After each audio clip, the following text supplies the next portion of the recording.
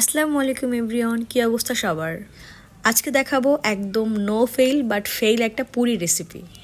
এর মানে হলো আজকে আমি পুরি বানাতে যে অন্য কিছু বানায় ফেলছিলাম, বাট মাশাল্লাহ খেতে অনেক মজা ছিল।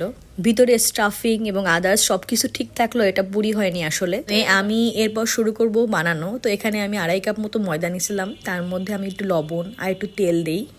এরপর যথারীতি মামুনিকে দেই সুন্দর করে মাখানোর জন্য। তারপর মাখানো হতে হতে আমি এদিকে ডাল সিদ্ধ দিয়ে দিই। ডাল সিদ্ধর মধ্যে আমি একটু বাটা মশলা আর কাঁচামরিচ অ্যাড করছিলাম। লবণ আর হলুদটা দেইনি, কারণ আমার আম্মু বলে ডাল সিদ্ধর সময় লবণ হলুদ দিলে নাকি সিদ্ধ হয় না। তো ডাল কিছুটা সিদ্ধ হয়ে আসার পরে লবণ আর হলুদ এর মধ্যে আমার বাসায় একটা চিকেন পাউডার থাকায় সেই চিকেন পাউডারটাও দিছিলাম। আর এদিকে আমি একটু পেঁয়াজ আর শুকনো মরিচ ভেজে নিলাম। ভাজা হয়ে গেলে তারপরে আমি ডালটাকে সুন্দর করে একটু ম্যাশ করে নিচ্ছিলাম। তারপরে এই যে আমার পুরি বেলাবেলি শুরু। আর এই পুরি বেলার সময় হয় আসল কাহিনী। পুরি কোনো মতেই হচ্ছিল না, ভেতর থেকে স্টাফিং বেরোয় যাচ্ছিল। আমি রীতিমতো আধা ঘন্টা চেষ্টা করার পরে, কয়েকটা বাজে বাজে বানানোর পরে শেষে আমি হাত দিয়েই পুরোটা করার চেষ্টা করি, আমি আর বেলতে যাই নাই। এই হলো আমার সেই বাজে পুরিগুলো, আর এগুলো মোটামুটি ভালো। তো এবার আমি সুন্দর করে গ্যাস অন করে দিচ্ছি।